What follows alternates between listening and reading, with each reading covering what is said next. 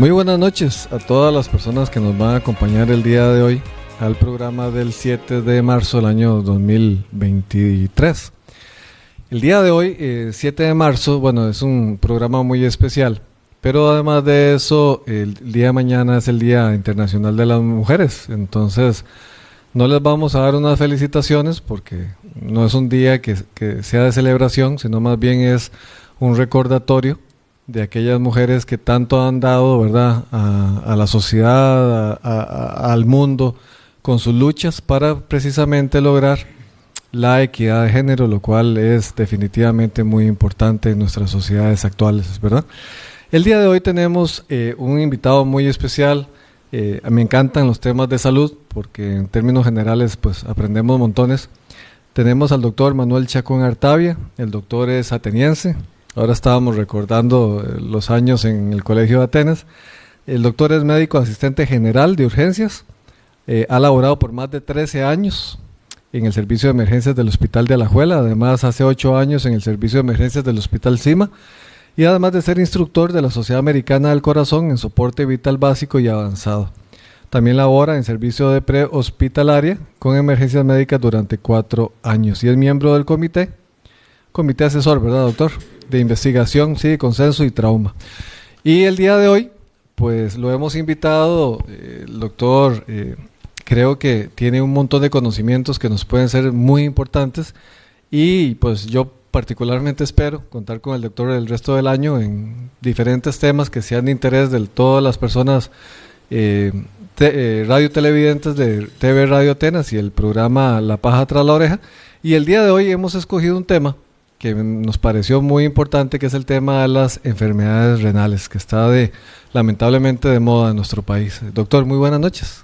Muy buenas noches, un gusto estar aquí con todos ustedes, realmente encantado de la invitación, esperamos que se cumpla, poder seguir viniendo con frecuencia, dar un granito por lo menos de conocimiento en la práctica de uno, porque como lo hablábamos antes, creo que la medicina preventiva, el conocimiento es un pilar muy importante para que las personas que no han estado cercanas a un paciente o a sí mismas de una enfermedad propia tengan algo, cómo prevenirlas, cómo entenderlas y cómo manejarlas en punto de vista y saber cómo nos manejamos nosotros desde el punto de vista de instituciones públicas o privadas para que más o menos tengan una pincelada general de lo que nos afecta, sepan un poquito de estadísticas y que todos estamos para eso, todos queremos tener una buena salud para poder vivir dignamente.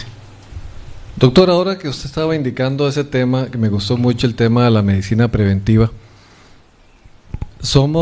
al parecer hemos tenido un sistema de salud que es reactivo, ¿verdad? Reaccionamos a la enfermedad.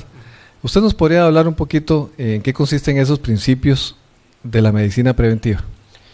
Básicamente su nombre lo dice, tenemos que prevenir la presentación de la enfermedad en los pacientes, ya cuando la enfermedad se presenta, no solo es un proceso muy desgastante para el paciente y su familia, sino que además de eso es un proceso muy caro para la sociedad, inclusive para la misma institución, donde no los mismos llegar a prevenir una enfermedad como hipertensiones secundarias, donde podemos dar al paciente una serie de recomendaciones verdaderas, con una buena instrucción nutritiva, deportiva, de estilos de vida saludables, que se habla mucho pero no se baraja mucho qué es, simplemente se le dice al paciente, tiene que tener un estilo de vida saludable, punto, o vaya a hacer ejercicio, punto, y no se les da el asesoramiento con los especialistas inclusive, de nutriólogos, fisioterapeutas, no se involucra toda esta gama de profesiones que hay donde se puede ayudar a ese paciente a no llegar a la enfermedad, porque ya cuando llegamos a la enfermedad, la reactividad de hacer, démosle una pastilla en Enalapril, démosle tal cosa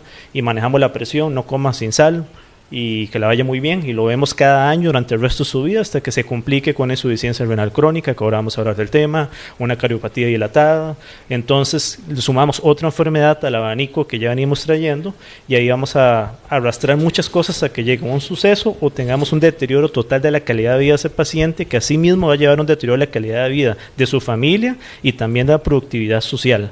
Entonces es una cascada de eventos, es como una bolita de nieve que se va haciendo más grande mientras va bajando sobre una montaña y ya llegamos a destapar muy tardemente el problema, donde podemos hacer poco por ese paciente. Bueno, sí, ya nos adelantó uno de los temas más importantes en cuanto al tópico de la prevención. el ejercicio físico. Y tampoco hay que ser un maratonista, no hay que ser un jugador de fútbol profesional o de tercera división, segunda división, un basquetbolista consumado. ¿Cuánto ejercicio es suficiente para mantenerse uno bien físicamente?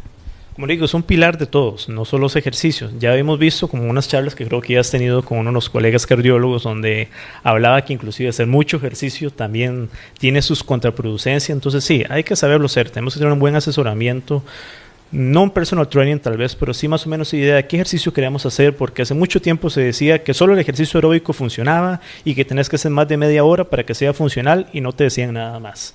Hoy en día ya sabemos que no es así, inclusive ejercicios de pesas es importante, obviamente con técnicas, con buen asesoramiento, inclusive puedes quemar más calorías y fortalecer tus ejes musculares, tu espalda y otras cosas más que te van a ayudar inclusive a mejorar también tu nivel de presión arterial y otras cosas más. Entonces tenemos que hacer un poco de todo.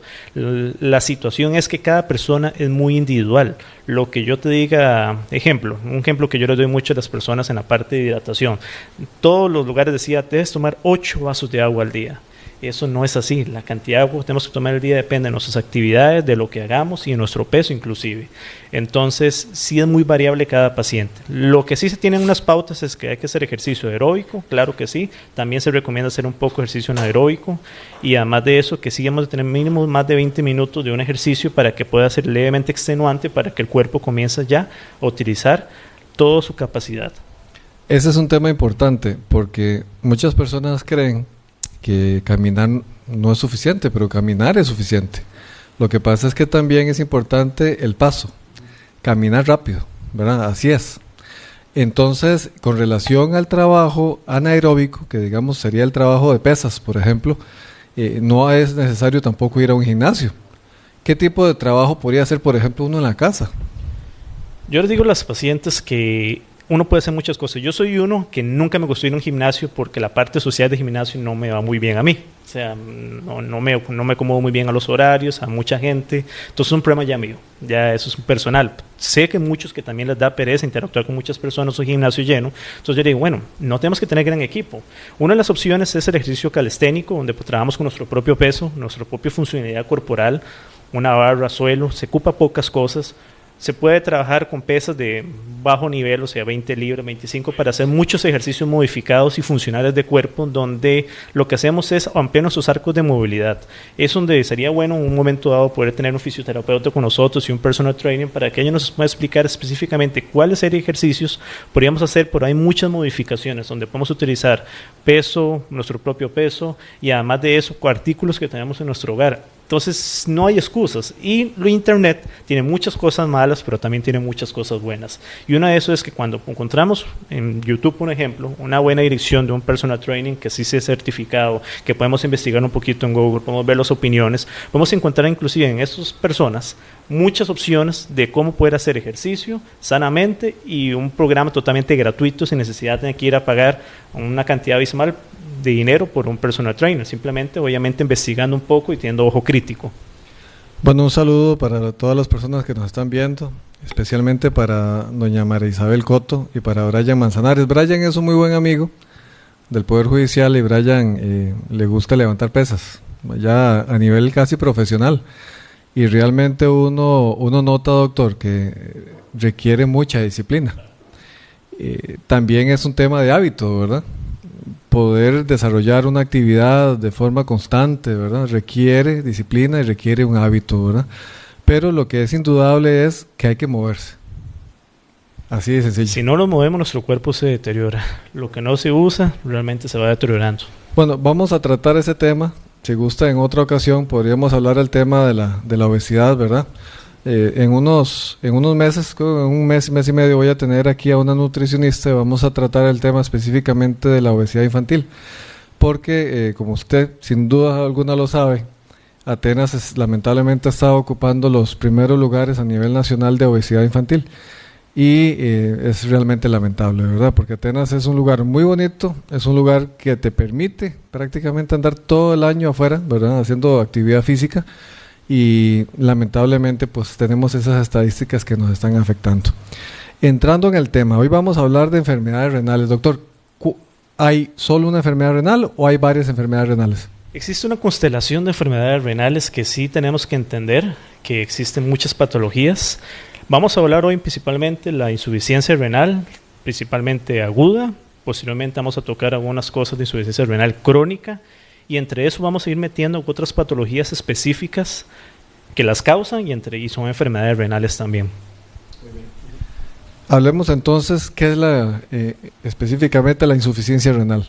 La insuficiencia renal básicamente es una baja en la filtración glomerular, que es la unidad funcional del riñón, a nivel sanguíneo. O sea, no filtramos lo adecuado, no producimos la cantidad de orina que se debiera producir y esa caída de la tasa de filtración va entrando en una insuficiencia renal. Esa puede ser abrupta o puede ser secuencial o crónica.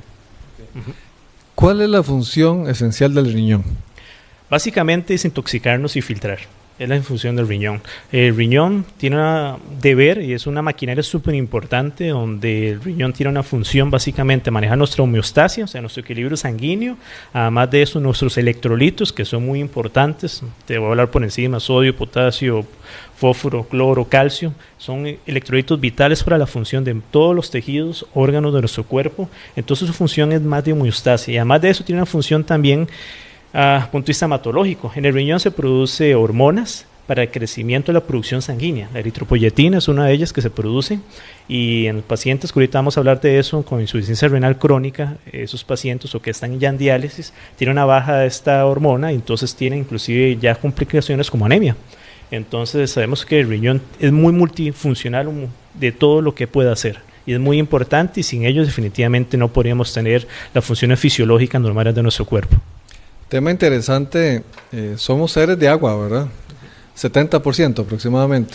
Sí, a 60, 70%. La constitución de agua, obviamente, los tejidos varía mucho según el líquido intracelular, extracelular y otras cuestiones muy bioquímicas, pero sí, básicamente en generalidad es así. Sí, la pregunta se la hago porque efectivamente uno de los mayores mitos, y creo que se está generando una desmitificación del mismo, es ese tema que usted tocaba muy interesante de los 8 vasos de agua. Yo siempre he pensado que no se trata de la cantidad, sino de lo que uno necesita.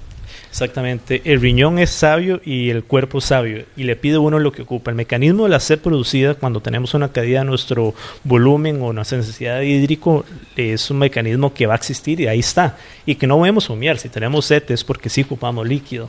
El riñón puede concentrar mucho y puede la agilidad inclusive manejar muchos solutos como la sal de una manera muy adecuada y su capacidad de producir los ósmosis, la osmolaridad, del cuerpo es muy grande. Pero sí, definitivamente no es 8 vasos de agua. Eso depende de tu actividad física, lo que hagas y las necesidades de tu cuerpo. Inclusive si ir a calcular por kilogramos, o sea, 30 cc por kilogramo de peso, según tu peso y de todo, lo que podemos llegar a ocupar en promedio en el día, pero varía mucho sus actividades físicas y no solo es agua. Dependiendo de lo que hagamos, vamos a ocupar agua con otras cosas más. Entre eso hablamos de los electrolitos. Quisiera aquí hacer una cuña, tal vez no del todo positiva, al tema de las bebidas energizantes. Me leía un libro de un autor de apellido McDowell, el que escribió Hechos para correr, sobre los tarahumaras allá en México, y en uno de sus libros analiza el tema del CrossFit, pero también analiza el tema del mito de las bebidas tipo Powerade, Gatorade y demás, indicando que es falso que se deban de consumir constantemente, por ejemplo, durante una maratón, que al final de cuentas el cuerpo te pide cuándo tomar agua y no hay que estar tomando agua de forma preventiva. ¿Es así? Es así, exactamente, lo que te decía, el mecanismo de la sed se da realmente por esa razón. O sea, no tenemos que creer en eso, porque podemos crear problemas electrolíticos grandes. Podemos causar hiponatremias, que es una de las complicaciones, digamos, con aquella persona que tiene algo en la y que tenga ese exceso de consumo de agua, donde diluimos básicamente el sodio en nuestro cuerpo y podemos causar otros problemas también. Igualmente, si no lo tomamos, si no hacemos caso, mecanismo de la sed y los deshidratamos, ya sea, esto pasa mucho principalmente en la parte de medicina deportiva, he tenido mucho contacto con la parte de fisiculturismo, donde los fisiculturistas se deshidratan de una manera abismal para poder llegar a marcar sus músculos y de todo, y además de eso sobre el uso, cuando no son fisiculturismo natural, de sustancias androgénicas o esteroides, que también causan algunos retención de líquidos, pero otros deshidratación secundaria, entran en una situación grave de su cuerpo, donde inclusive muchos han llegado a fallecer por presencia de arritmias fatales o fallos renales agudos que generan catástrofes en el cuerpo. Entonces sí, no podemos llegar a nuestro cuerpo extremos de ese tipo, ¿verdad? Este es un tema muy, muy interesante y quiero plantear también otro ejemplo antes de entrar propiamente en el tema de esta insuficiencia renal aguda y crónica. Hace unos años, bueno, yo siempre he sido muy seguidor, me gusta mucho el deporte, pero en particular me gusta mucho ver el ciclismo. Con los años fui dejando el fútbol, ahora no aguanto un partido de fútbol entero, me levanto, doy una vuelta, voy a ver otra cosa. En cambio, puedo ver perfectamente una etapa del Tour de Francia de 5 horas sin moverme del sillón.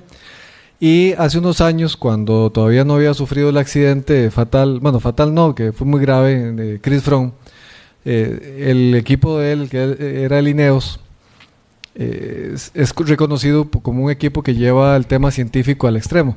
Y me acuerdo que estaban estableciendo una estrategia que era que antes de subir un puerto de montaña, de esos de Francia o de España o de Italia, lo que hacía era que no consumía agua, porque eso le permitía subir más rápido porque era menos peso.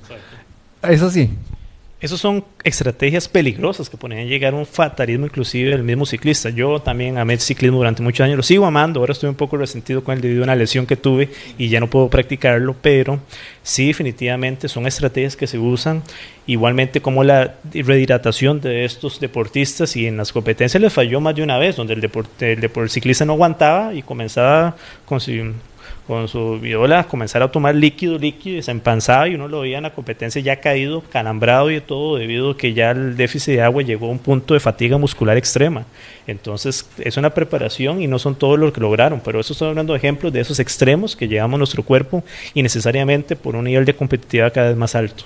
Me gusta mucho tocar este tema y sobre todo con usted, porque además usted es una persona que le gusta el deporte, porque usted empezó su discurso indicando que no había que había actividades físicas extremas, ¿verdad?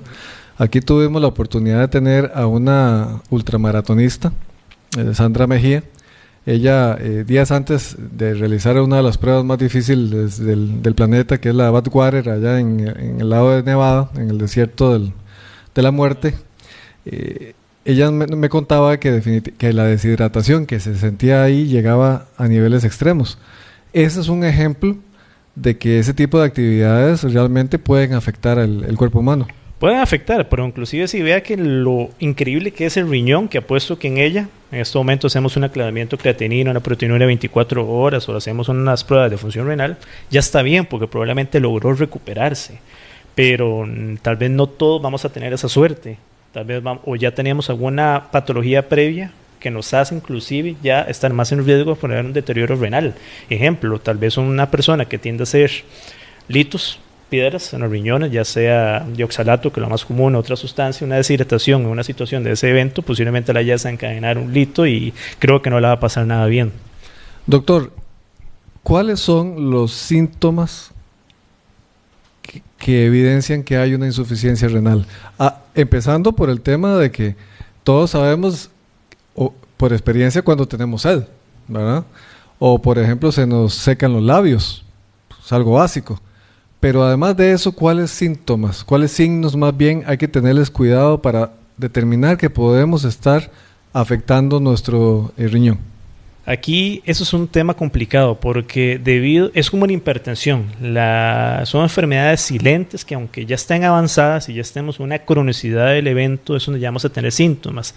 Y te cuento, tras de eso no son síntomas específicos, son inespecíficos, o sea que pueden compartir con otras patologías.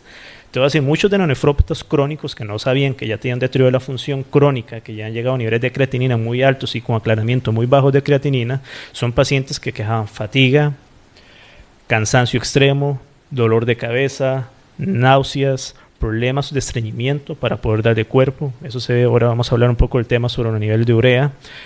Ya casos extremos, síndromes confusionales en adultos mayores, trastornos electrolíticos que ya causan ciertos síntomas específicos, desde calambres. Pero todos son síntomas de otras enfermedades. Por eso te digo. Entonces es muy difícil poder decirte, si vos tenés esta serie de síntomas, cualquier médico de atención primaria no lo va a descubrir. Igualmente, mucha gente no sabe cuánto orina normalmente. Usted no le pregunta a alguien, ¿cuánto orina normalmente al día? Entonces no está muy claro si orina poco, orina mucho. Tal vez algunos te dirán, Orino muy poco, pero puede ser porque consume poco líquido, no necesariamente quiere decir porque tengo un deterioro de la función renal. Habrán otros en los que yo orino un montón y puede ser que sí en unas fases de daño renal agudo glomérulo hay una hiperfunción más bien, donde más bien se excreta mucho líquido y que no sea realmente porque se hidrate mucho. Entonces se las trae en ese sentido. Usted me acaba de dar pie a hacer la pregunta que tenía miedo de hacérsela. Yo soy de la idea de que no hay pregunta tonta. No. Para mí, tonta la pregunta que no se hace. Pero toda la vida he tenido la inquietud de cómo es que el cuerpo absorbe el líquido, específicamente el agua. Porque, por ejemplo, hagan la prueba, cualquier persona de los que nos está escuchando, tómense 1 litro de agua y se fijan si orinan 1 litro de agua. Ese es el tema. ¿Cómo es que el cuerpo capta lo que necesita y bota lo que no necesita, convertido en orina? Sí, de hecho, la absorción se da en el sistema gastrointestinal, desde el sistema intestino delgado, yeyuno, ilio principalmente, y colon. Después deshidrata, consume el agua y los solutos y lo que necesita. Ya después le toca el riñón, mediante saber cuál es la volemia. Eso hay muchos mecanismos reguladores, desde pépticos, natriuréticos, que son productos que se forman muchas veces en el corazón, de saber cuál es la cantidad de sodio que hay y volumen que hay en el cuerpo, reguladores hipotalámicos en hipófisis a nivel del sistema nervioso central, que nos dice cuánto es lo que ocupamos y cuánto no. Si hay un exceso de volumen, obviamente se va a desechar ese exceso de volumen. Si hay un exceso de un soluto, llámese sodio, potasio, otro, se va a tener eso, siempre y cuando el riñón esté en su capacidad de funcionamiento normal. Ya cuando está deteriorado es donde ya empezamos con problemas de saber cuánto desechamos, y es donde vienen ya otros síntomas que ya son signos físicos del paciente ya más adelante su insuficiencia renal, que vamos a ver que está hinchado, que está botagado, que acumula líquido a nivel pleural o pulmonar, donde ya está con dificultad respiratoria, acumula líquido en los intestinos, donde no puede secretarlo, entonces ya genera una sensación de que estoy lleno todo el día, no puedo dar del cuerpo, que ya son síntomas más específicos. Bueno, muy interesante ese tema de los signos inespecíficos, por una razón que creo que es importante. Creo que todos hemos podido observar noticias cuando el Ministerio de Salud, la Caja Costarricense del Seguro Social, han realizado estudios a nivel del país y han determinado que en ciertas regiones, que usualmente son regiones donde se vive de la agricultura y donde existen temperaturas muy elevadas, se da una mayoría de casos de personas con problemas de insuficiencia renal. ¿Qué nos puede hablar sobre eso, doctor? Okay. Antes de entrar a ese tema, porque creo que nos saltamos como la definición de insuficiencia renal y crónica, voy a entrar un poquito sobre eso para ya mencionarte esa respuesta.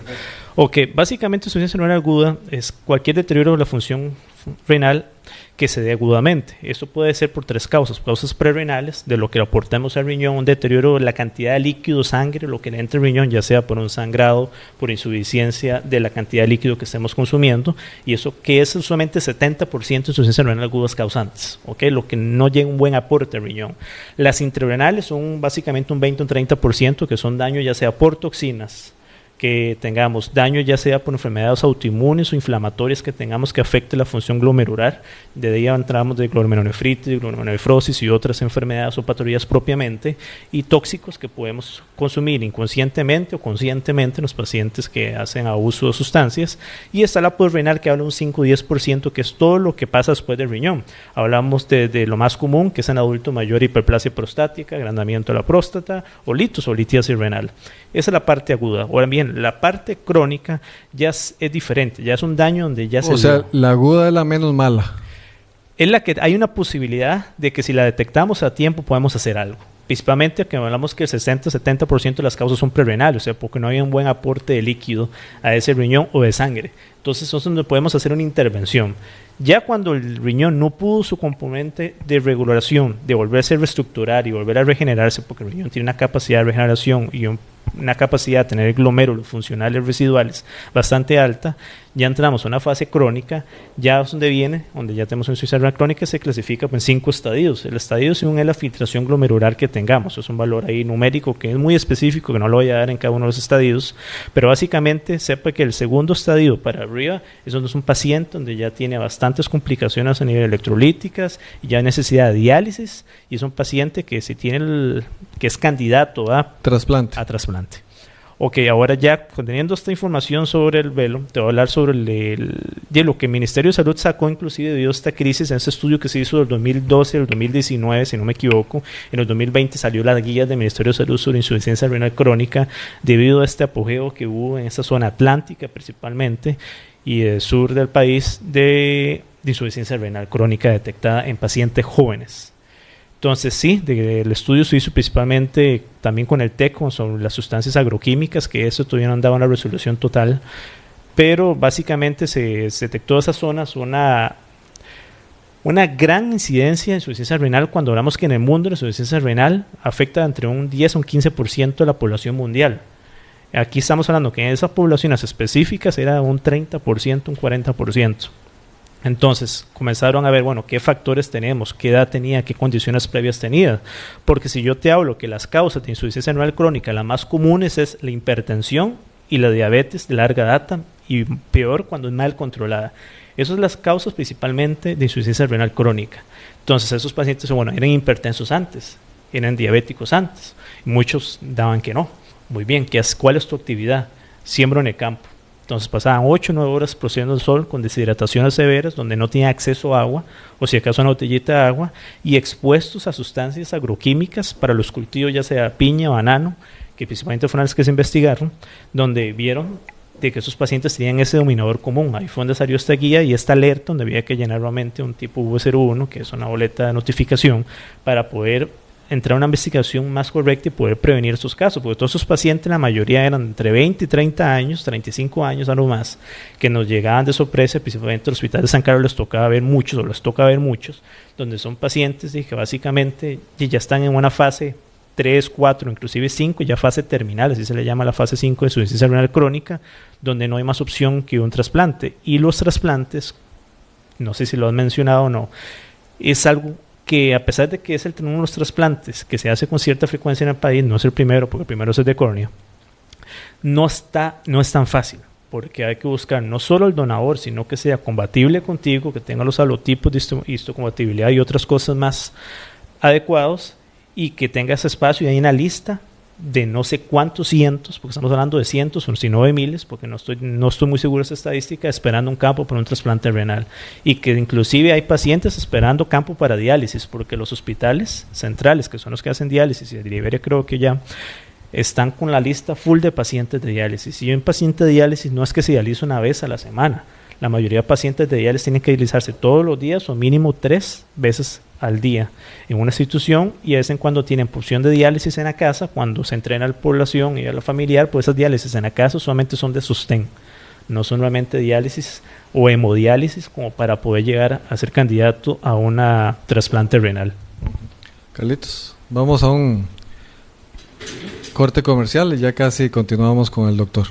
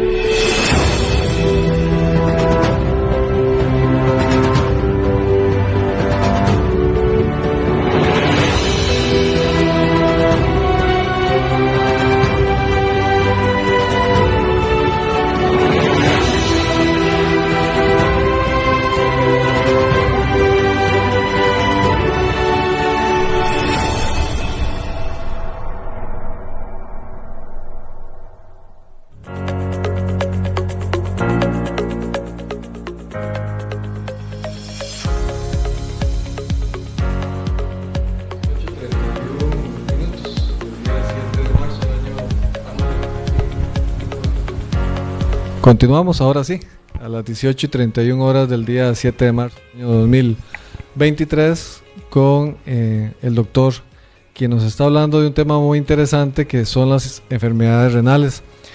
Doctor, ahora estábamos conversando que el fin de semana estuve monitoreando la temperatura en Atenas y pude ver que en la UTN en Balsa andaba en casi 35 grados, la misma temperatura de Golfito. Eso quiere decir que los trabajadores agrícolas de Atenas tienen que cuidarse también de ese tema, ¿verdad? Sí, no es un tema específicamente una zona específica del país. Ha habido una mayor tendencia en esas investigaciones pero hablamos de que eso nos toca a todos. Igualmente para el deportista que va a entrenar a las 11, 12, mediodía.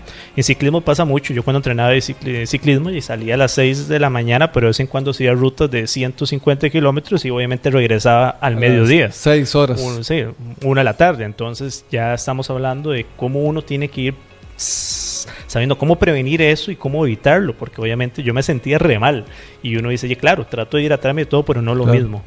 Doctor, con relación a las causas de la deshidratación, que definitivamente tiene relación con el tema de la insuficiencia renal, ¿qué factor cumple el alcohol? Bueno, es un factor importante, principalmente como todo hablamos, todo depende de la medida de. Hablábamos con muchos de estos trabajadores, también fue una cosa que no se dijo directamente, pero sí se mencionó.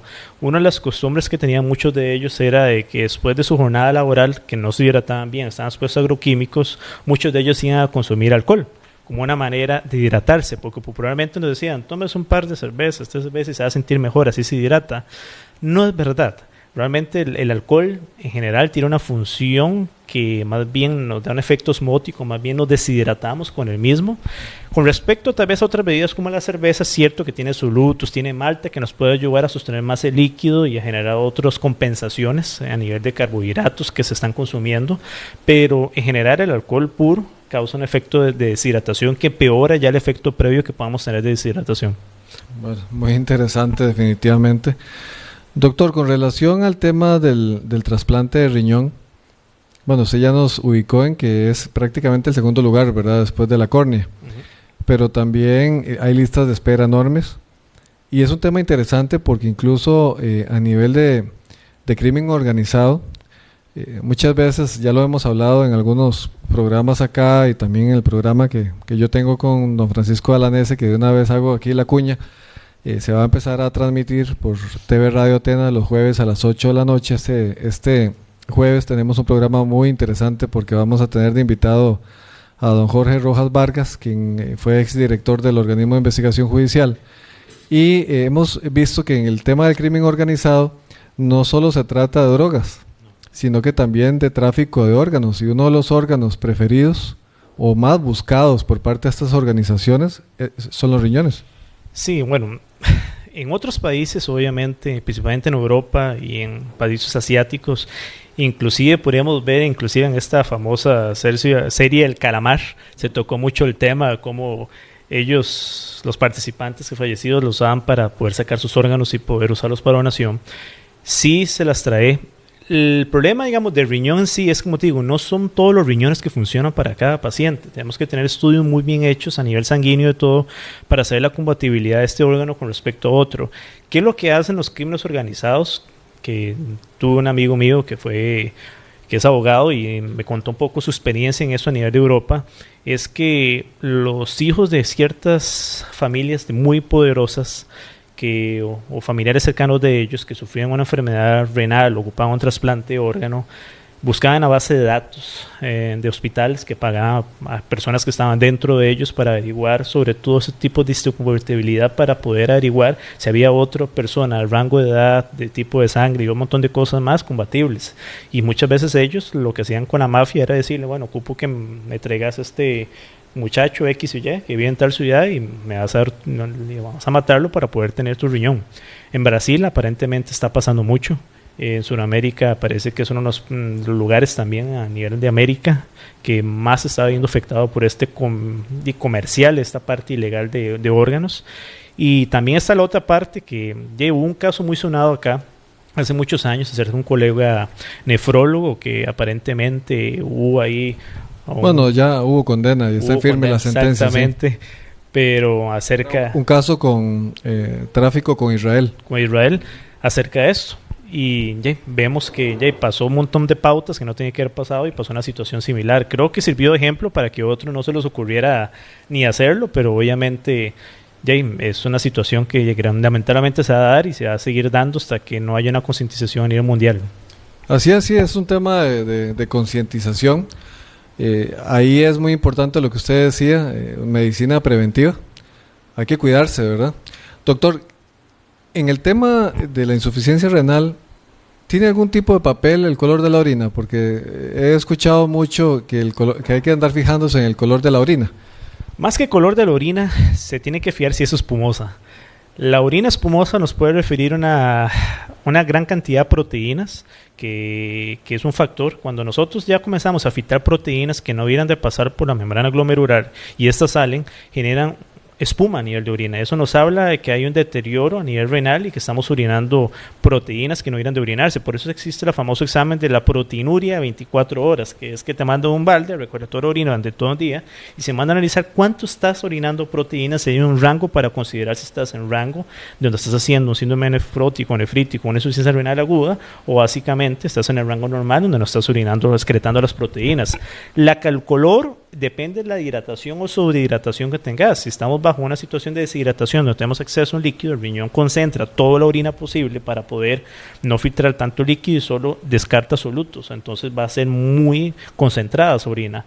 A viceversa igual, si estamos tomando exceso de líquido, exceso de hidratación, la orina va a estar muy clara y va a estar casi transparente. Pero es una situación de la fisiología propiamente del riñón. O sea, al final de cuentas, si tuviésemos que escoger entre tomar mucho líquido y no tomar, es mejor tomar mucho líquido. Sí, pero como te digo, también trae sus consecuencias si abusamos de eso. Ok, ¿cómo encontrar la medida?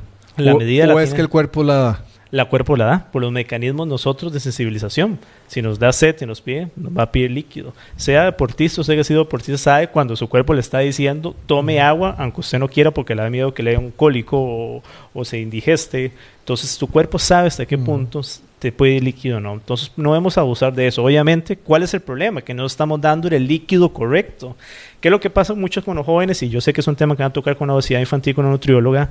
¿Qué pasa con los jóvenes? ¿Tienen sed? Voy por una Coca-Cola. ¿Qué sed te está haciendo? ¿Qué calor?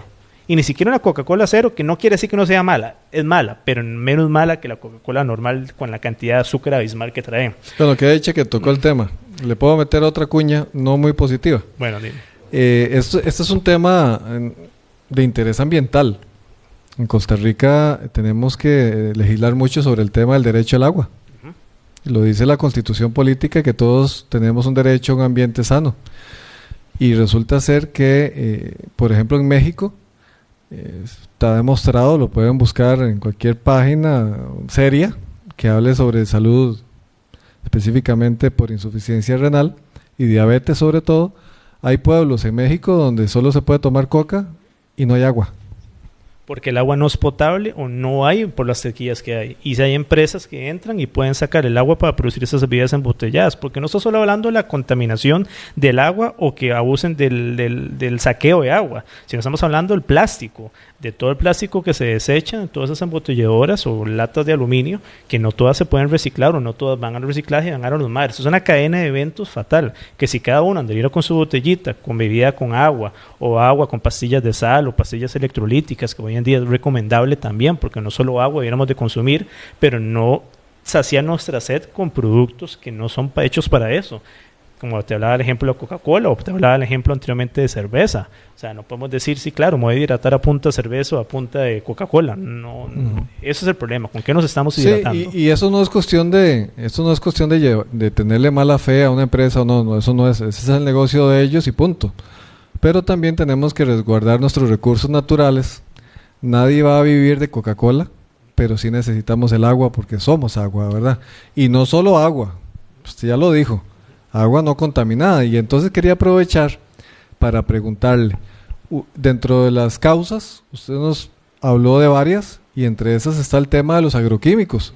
Pero por ejemplo, ahora que está de moda el tema de crucitas, ¿cómo podría, o más bien la pregunta para no ser sugestivo, podría afectar el tema a nivel de la insuficiencia renal el tema de consumir agua con mercurio. Sí, claro, porque es un efecto tóxico que se da en el cuerpo, no solo a nivel hepático o cardíaco, sino a nivel renal. Como hablábamos, una de las insuficiencias renales intrarrenales agudas pueden generarse por toxinas que pueden causar patologías como necrosis tubular aguda y otras cosas peores que van deteriorando la función renal.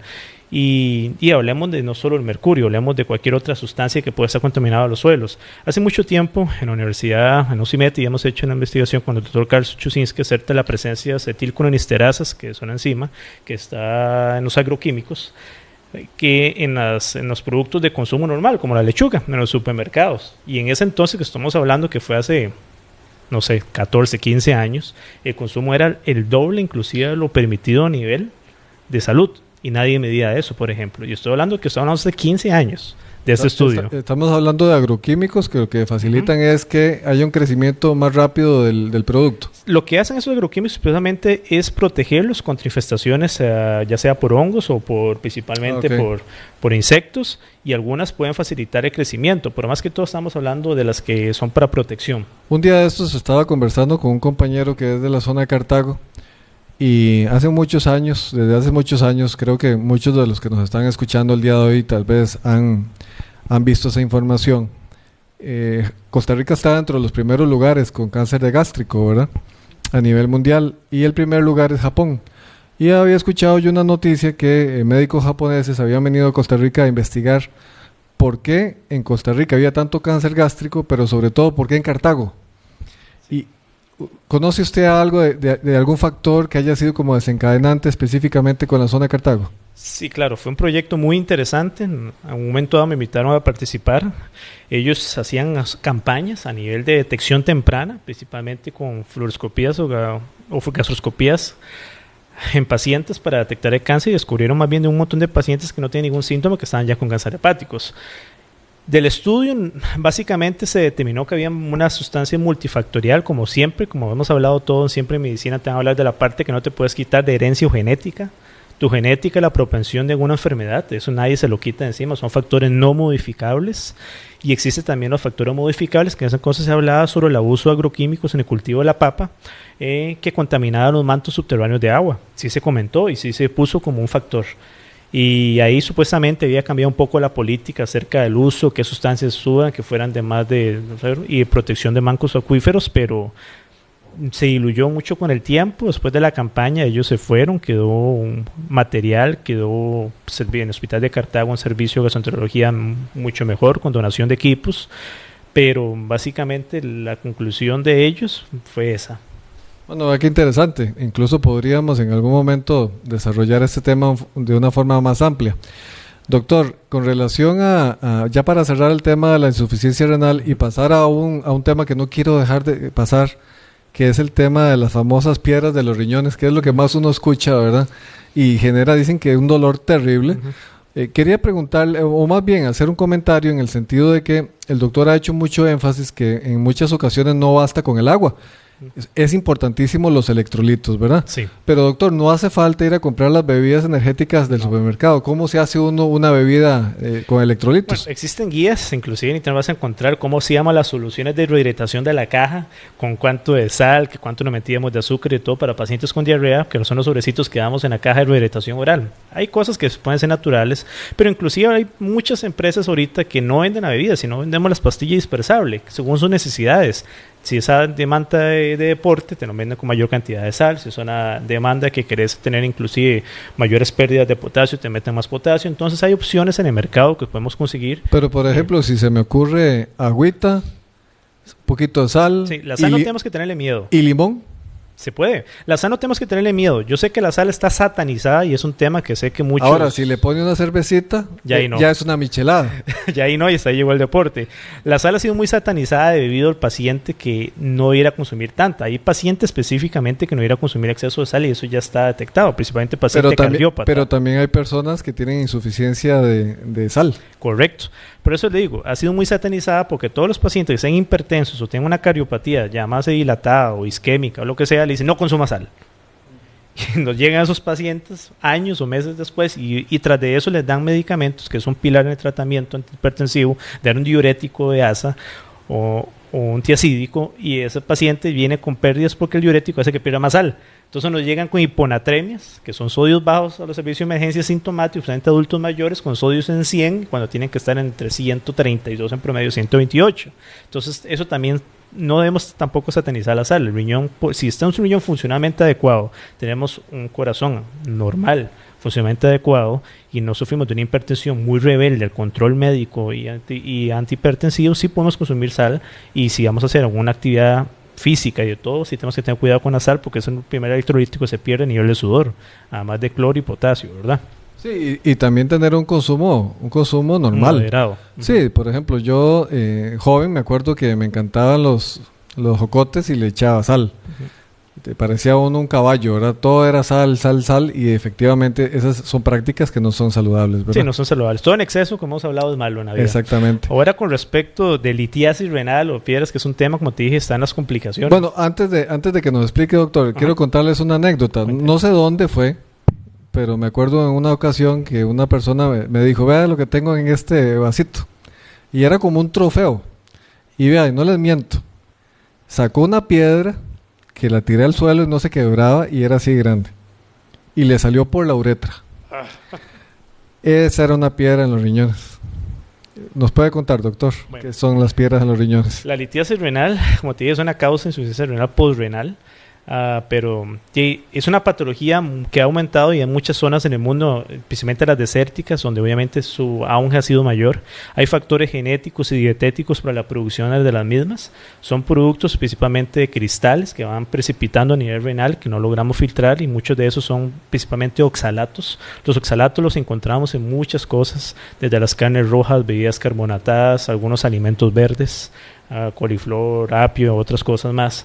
Y hay pacientes que no pueden básicamente metabolizarlo normalmente. Hay un fallo en el metabolismo enzimático, bioquímico en ellos, donde precipiten y forman esos cristales. Obviamente factores de la deshidratación y pacientes que tras de eso no consumamos líquidos, no son pacientes muy sedentarios que tampoco se mueven mucho, hacen que esto precipite más y se forma el lito o la piedra, y esto puede generar muchas complicaciones, desde una obstrucción que causa un dolor que dicen que es peor a las mujeres que les da, aunque les da más a los hombres, pero a las mujeres que les da, dicen que es peor que parir un hijo. Entonces, literalmente, ese anécdota parió una piedra, y así realmente ellos lo sienten así. Las piedras pueden quedar enclavadas y generar una ectasia a nivel de los ureteres, que es el conducto que lleva la orina del riñón a la vejiga, y segundo, se queda pegado, el dolor va migrando y es muy incómodo y puede haber complicaciones muchas. Ahora, ¿hay alguna forma de saber que se está dando esa formación de cristales antes del dolor o no? Sí, si el paciente se hizo un examen de orina, por ejemplo, por otra razón, pensando que tiene infección y le salen cristales de oxalatos, y ya ha tenido datos de que ha tenido antecedentes familiares que han tenido piedras en los riñones, y él ha tenido dolores de vez en cuando a nivel lumbar o flancos y de todo, podría como suponerlo, o que se hizo un ultrasonido general por otra razón y el radiólogo al ver los riñones le vio que tenía algunas piedras formadas, ya le puede dar la advertencia clara de que sí las está haciendo y que va a poder presentar la crisis. Ahora, la medicina ha avanzado tanto que he escuchado que incluso ya hasta con láser se hace la destrucción de las piedras. Sí, de hecho, cuando ya hay una piedra que no sale, es un paciente que ya se le dio analgésicos, que ya pasó 3 días, 4 días, no expulsó la piedra y ya su riñón se está deteriorando, está aumentando su falla renal, hay un aumento de la creatinina o hay una hidronefrosis, que es la dilatación del riñón debido al líquido que no pasa por abajo, se va por arriba y dilata el riñón. Ya es un paciente que ya tiene todos los puntos para que un urólogo le haga un procedimiento de una cistografía retrógrada, que básicamente es meter un endoscopio por vía de la uretra, ya sea peniana o vaginal, y entran por ahí, y mediante una guía y obviamente una cámara van ascendiendo sobre la uretra hasta agarrar la piedra, y ahí tienen 2 opciones: destruirla con láser si es muy grande para poder sacarla en pedacitos, o extraccionarla toda de una vez hacia la vejiga y ya poder expulsarla normalmente y ya dejar. Muchas veces hay que colocar un catéter doble J y otras cosas más porque la vía uretral está muy inflamada y hay que evitar que no colapse, y hay que dar o hay otra piedra arriba que no sale con eso. Entonces, te digo, ya cuando se llega a eso ya es porque efectivamente no se hizo nada. Y si hay cosas que podemos usar de prevenir, si ya el paciente tuvo una crisis, la posibilidad de que haga una segunda crisis aumenta más de 30%. Y si mandamos a analizar la piedra, que casi no se hace. Perdón, ¿y qué llama usted una crisis? una crisis de cólico renal. Ese dolor insoportable. Dolor, que ya sufrió un cólico renal, logró expulsar el hito, o hubo que hacer una intervención quirúrgica y se le quitó el hito, va a tener una posibilidad de formarlo otra vez. Entonces, ir a investigarse tanto la orina como el hito para el material de formación. Si se dice que es de oxalato, se les debe dar una dieta donde se les previna no comer oxalato, se le da una indicación de mayor hidratación, y además de eso se le pueden comprar productos que ya se venden en empresas farmacéuticas nacionales o naturales, como el citrato de potasio ni un nitrato de potasio, que son cosas que nos pueden ayudar para evitar que no precipiten, pero son cosas que el urólogo le va a decir, o el nefrólogo en su momento dado, para que evitemos no recaer. Entonces, si no padecemos de eso, hemos llegado de los 40 años y no hemos padecido, posiblemente no vamos a padecer, pero igualmente mensajes para las personas jóvenes: eviten deshidratarse, si tienen antecedentes familiares, tengan siempre como la cautela que si un día tienen un dolor raro no se les quita, van empeorando de todo, consultar a tiempo, porque si damos una piedra mucho tiempo no solo duele más, sino podemos llegar a dañar un riñón, y busquemos opciones dietarias adecuadas para poder prevenirlas. Ahora, me dejó patinando cuando ya usted ha hablado en 2 ocasiones del tema de antecedentes familiares. ¿Quiere decir que hay un condicionamiento genético? Sí, como te explicaba, en toda enfermedad médica siempre hay un condicionamiento genético. Siempre la genética es el factor no modificable, que hablábamos siempre de todo. Por eso podemos tener una población, saliéndome del tema, pero para darte el ejemplo, que han fumado toda la vida, 40 años, 50 años, y nunca les dio cáncer de pulmón, ni de laringe, ni de nada. Y hay otro que fumó 10 años de su vida y ya tiene un cáncer de laringe o células pequeñas a nivel pulmonar.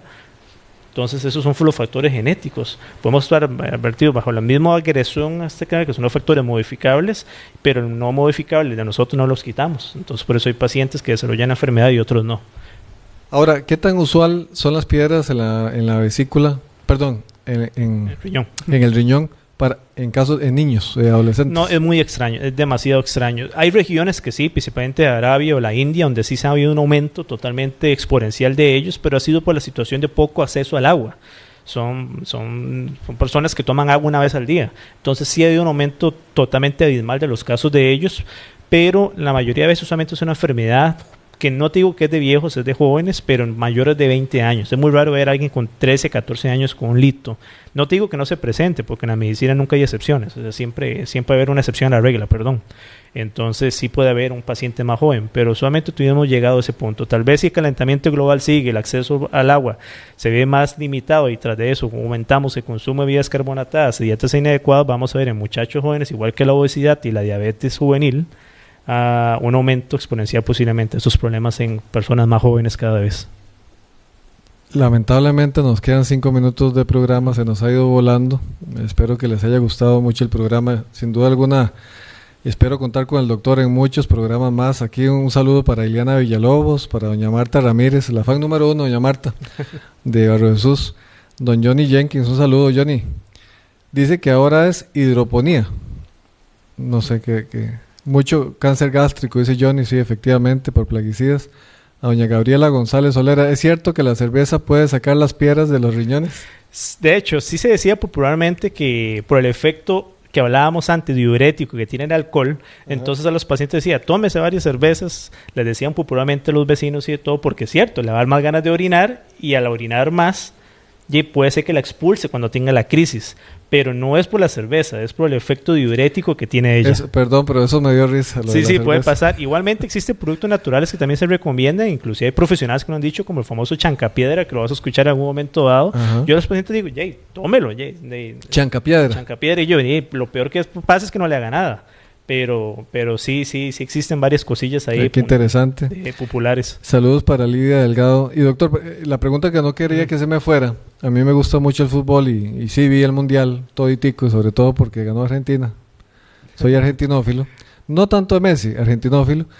Y no puede dejar uno desapercibido el tema de que durante la construcción de esos estadios que fueron desarmados en cuestión de días, murieron aproximadamente 6.500 trabajadores inmigrantes de zonas muy pobres del mundo, entre esas Bangladesh y la India. Sí, la India. ¿Sería correcto decir que probablemente la gran mayoría murieron por problemas renales? Probablemente la mayoría murieron por deshidrataciones severas y obviamente temperaturas extremas que llevaron a su cuerpo un colapso. No golpe de calor, sino un colapso total, ¿verdad?, a su sistema. Y sí, son pacientes que la mayoría venían de la India y claro, por un salario donde la India por día, ellos una jornada laboral de 9 horas, se ganaba aproximadamente a $2.08 al día, donde ellos le prometían $20 al día y más casa, que era básicamente un cubito donde se metía con Japón, ya era suficiente.